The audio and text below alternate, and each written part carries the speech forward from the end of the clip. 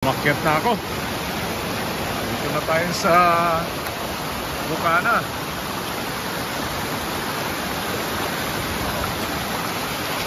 Ayan o.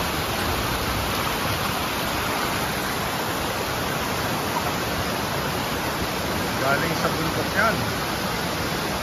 Tingnan mo naman ang kapaligiran. Kahoy o.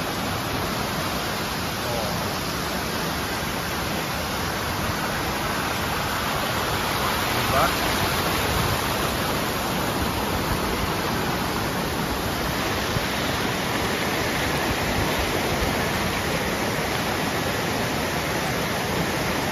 Diba? Ito yung normal na tubig galing sa bundok. Ayan, dito ho kami nabubuhay.